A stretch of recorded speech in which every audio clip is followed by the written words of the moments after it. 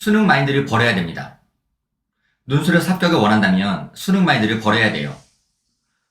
논술에서 꽤 실력을 잘 갖춘 학생들이 종종 합격하지 못하는 이유는 바로 수능 마인드 때문이거든요. 최강논술 유모의 프로입니다. 아마 제목 보고서 입시 비리 이런 거 기대하는 학생도 있을 거예요. 아니에요. 저는 근거 없는 음모론자가 아닙니다.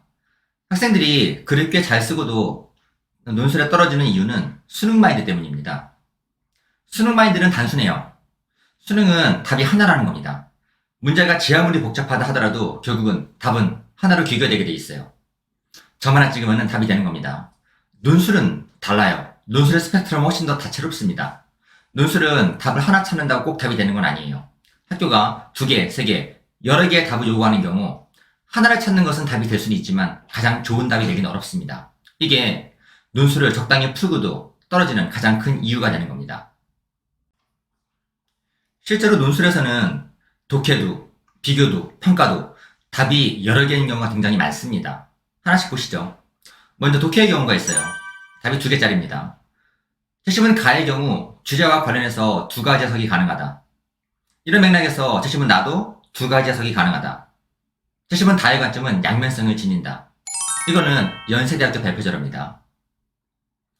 비교도 보죠. 답이 3개짜리예요.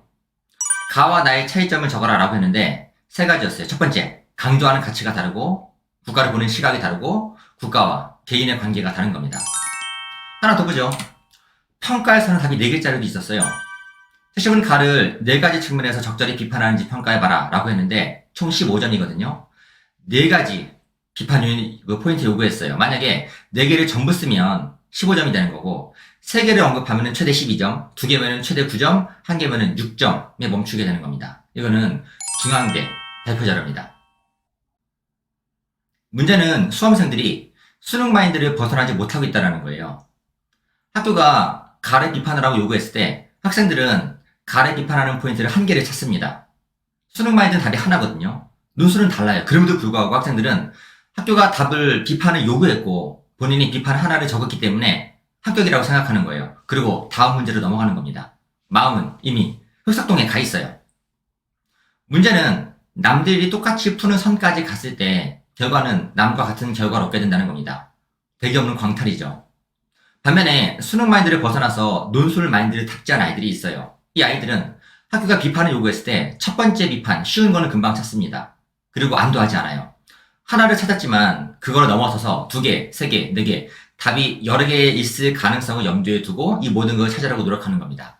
이런 친구들이 논술에서 결국 합격하게 되는 거예요. 논술 탈락생들은 항상 말이 많아요. 본인이 답을 적었음에도 불구하고 떨어졌다고 구시렁대죠.